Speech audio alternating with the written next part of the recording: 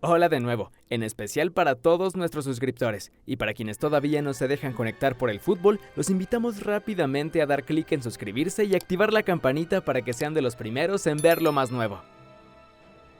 En esta ocasión entraremos a un tema que podría ser re turbio y bastante oscuro, las predicciones. Durante las Copas del Mundo, las personas que están detrás de las casas de apuestas juegan mucho con eso, y de alguna manera animan a la gente a desembolsar su dinero. Algunos podrán tener suerte, pero sabemos que la mayoría falla en las predicciones y más cuando se trata de un deporte como el fútbol en el que existen muchísimos factores que pueden hacer cambiar el resultado. Para darnos una idea de cómo funciona la manipulación de las casas de apuestas, recordemos el caso más popular de los últimos años, el Pulpo Paul. Corría el año del 2008 cuando se desarrollaba la Eurocopa en Suiza y Austria. De la nada, empezaron a salir videos en los medios de comunicación de un pulpo que podía predecir el resultado de la selección alemana, y así le fue. Alemania versus Austria, el pulpo dijo Alemania y acertó. Fase de grupos. Croacia versus Alemania, el pulpo dijo Alemania y se equivocó. Fase de grupos.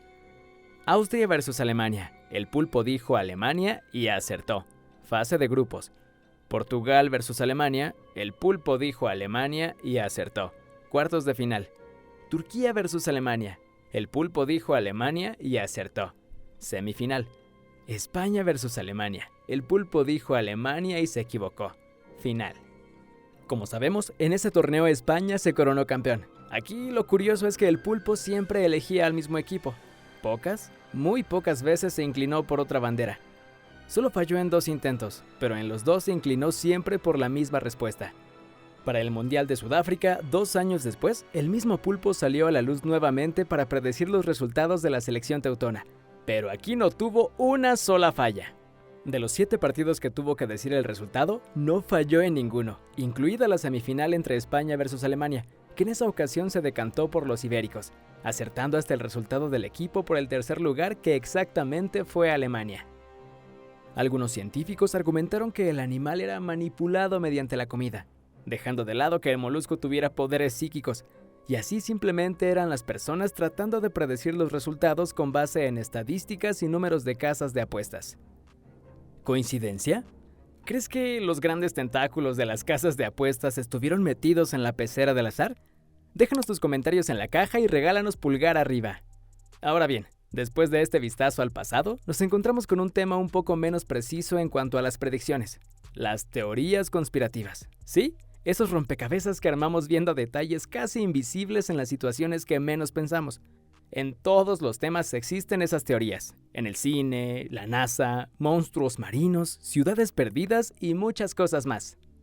Resulta que existen teorías que dicen que la mascota del Mundial de Qatar 2022 sabe quién. Wait, that was you guys all this time? Yes, even I visited Earth a few times to help you guys with football, which kept getting me into trouble because it wasn't my time yet. I got grounded for this one, but it was worth it. Parece que esta mascota es el dios de las mascotas. Algunos dicen que puede ser Gasparín, el fantasma amigable. We inspire your marketing executives to help us emerge on Earth. That's how we graduate. And once mascots accomplish their mission, they come back here for retirement. Digamos que es como el paraíso de las mascotas, lo cual quiere decir que están muertas. La verdad, algunas sí ya son más que viejas, pero el caso de la mascota de Rusia o la de Brasil todavía tenían mucho por vivir. En fin, algunas personas amantes de las teorías conspirativas sugieren que en ese video nos dan pistas del campeón, pero revisémoslo poco a poco. Primero, en una parte de la animación podemos ver a la mascota de Italia fallando en un juego de palo y queda tirada en la arena, para que después de manera sorpresiva la selección quedara fuera del mundial. Sabemos que es poco probable que tenga que ver una cosa con la otra, pero las casualidades están ahí. Quito, la mascota de España chocando contra una toma de agua. ¿Podríamos decir que la selección ibérica no avanzará más allá de la fase de grupos?